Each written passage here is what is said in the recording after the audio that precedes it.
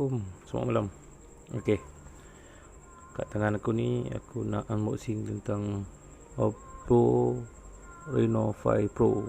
Okey, so dia orang buat Oppo ni yang the latest tak silap aku. So kotak diberi macam ni lah. So tengok, so macam ni, nampak tak? Jom kita buka tengok.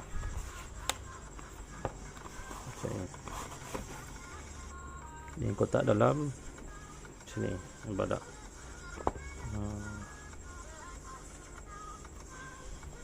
Macam ni. So jom kita tengok dalam ada apa. Handphone macam mana ya. Handphone unboxing kan. So ada macam ni. So dalam ni dia ada, tak tahu, jom kita buka tengok. So ada casing, lepas tu ada buku rujukan lah macam ni, kau boleh tengok. So tak silap aku dia bagi pin untuk masukkan SIM card. Alright, jom kita tengok handset dia. Sebelum tu kita masuk sini dulu. So ni dia Oppo Rino Pro 5. Oppo Rino 5 Pro.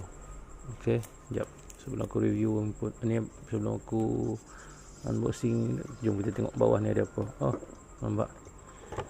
Ni ada bagi plug. Jap, pencahaja lah. Ni ada USB. Oh, dengan earphone. Dengan ni earphone. So ni tak silap aku yang dia bagi ni fast charger tau. Handphone ni macam ni. So buka. Ni mata dia punya color black. Nampak tak? Nipis, ringan. Macam ni lah bentuk.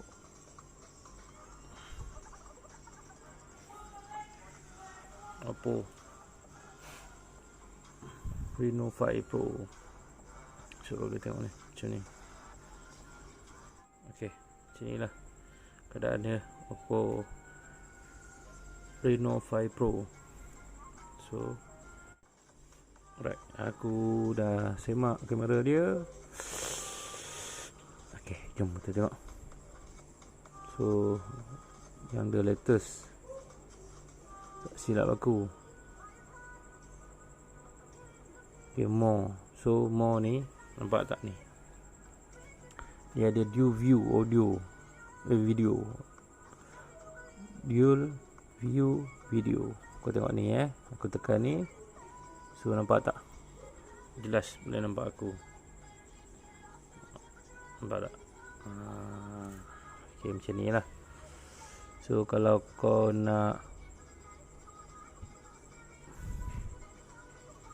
mau turun macam slow motion pun boleh buat. Lepas tu terkeluar pula dia. Pangkah, tengok lagi more tu. Ni lah dia, macam-macam lah dia. So itulah yang dapat aku tunjuk tentang review.